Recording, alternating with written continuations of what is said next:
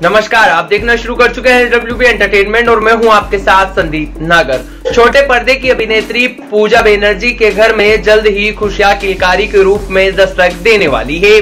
पूजा और कुमकुम भाग्य से फेमस होने वाली बेनर्जी बहुत जल्द ही मां बनने वाली है। एक्ट्रेस ने इस गुड न्यूज को भी शेयर कर दिया है। इस खुशखबरी से पूजा और उनके परिवार बेहद ही खुश नजर आ रहे हैं। पूजा ने बताया कि उनका दूसरा महीना चल रहा है और वो मार्च 2022 में अपने पहले बच्चे को जन्म देगी। पूजा बेनर्जी ने हाल ही में टाइम्स ऑफ इंडिया के साथ बातचीत के दौरान इस खुशखबरी को सभी के लोगों के सामने शेयर किया है।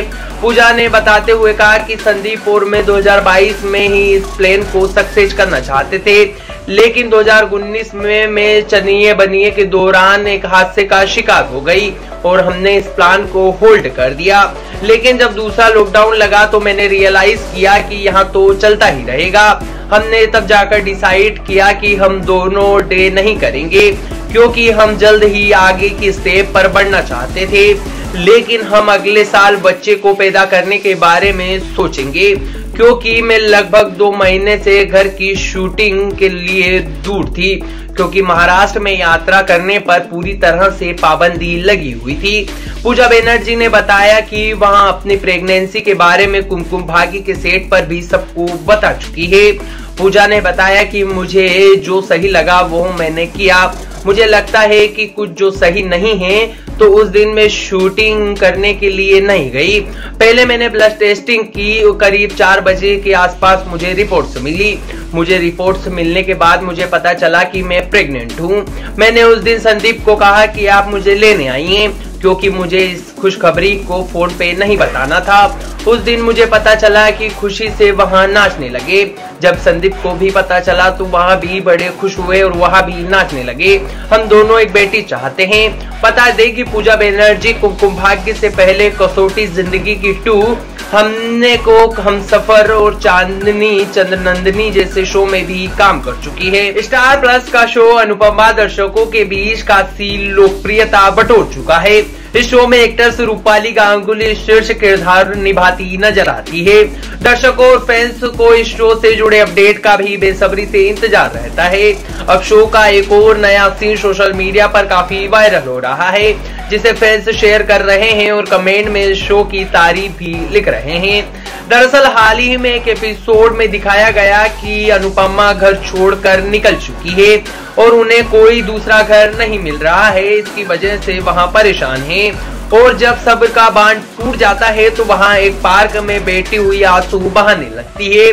फिर क्या होता है, एक छोटा सा बच्चा भगवान श्री कृष्ण के रूप के गेटअप में आता है और रोती हुई अनुपमा के आंसू पोंछने लगता है। फिर बुर्का पहनी हुई एक महिला आती है और बच्चे को साथ लेकर वहां से चली जाती है। अनुपमा के दर्शकों को इस दृश्यहीन सामाजिक संदेश खूब पसंद आ रहा है और इसको लेकर अनुपमा के मेकर्स भी खूब सुर्खियां बटोर रहे हैं।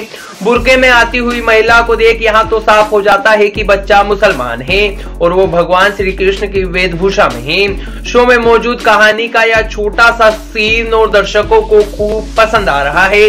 वो शो के मेकर्स के लिए इसकी तारीफ भी करते नजर आ रहे हैं। एक भावना फैंस लिखते हैं कि यह बेहद ही प्यारा सीन था, तो वहीं दूसरा फैंस भी इसकी तारीफ करते हुए कहता है, कान्हा जी आप तो हमेशा मुश्किलों से बाहर निकाल लेते हो। कुछ फैंस को अनुपमा के स्वभाव की लड़ाई में अनुष कबाड़िया की चुप्पी और खामोशी सपोर्ट करना भी काफी पसंद आ रहा है। फैंस को यह ट्विस्ट इसलिए भी आ रहा है क्योंकि यह सास बहू के ड्रामे से कुछ अलग है। अब देखना यह होगा कि अनुपमा का यह ड्रामा किस मुकाम तक जाता है और क्या अनुपमा को अपनी मनपसंद का घर मिल पाता है या नहीं। टीवी के छोटे धारावाहिक शो में से एक अनुपमा टीआरपी में हमेशा टॉप पर रहता है। धारावाहिक का यह शो दर्शकों को खूब पसंद भी आता है। इसमें आने वाले नए ट्विस्ट भी लोगों को अपनी ओर आकर्षित करने के लिए काफी होते हैं। इन दिनों धारावाहिक में देखा जा सकता है कि अनुपमा अपने दोस्त अनुष कपाड़िया के साथ मिलकर कुछ बिजनेस की शुरुआत करने से पहले मंदिर जाती है। इस दौरान तेज बारिश होती है और आंधी की वजह से दोनों की गाड़ियों का एक्सीडेंट हो जाता है और दोनों को एक साथ रात बितानी पड़ती है।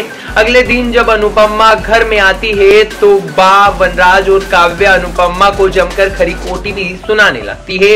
इस दौरान बा वनराज और काव्या तीनों ही अनुपमा के चरित्र के ऊपर भी सवाल खड़े करती नजर आते हैं।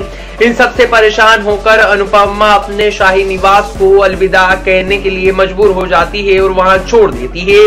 इससे दर्शकों को कुछ हद तक यह उम्मीद थी कि अब अनुपमा का सफर आसान होने वाला है, लेकिन अब परेशानी कम होने वाली नहीं है, लेकिन और बढ़ने वाली है। अनुपमा अब और बड़ी परेशानी में फंसने वाली है।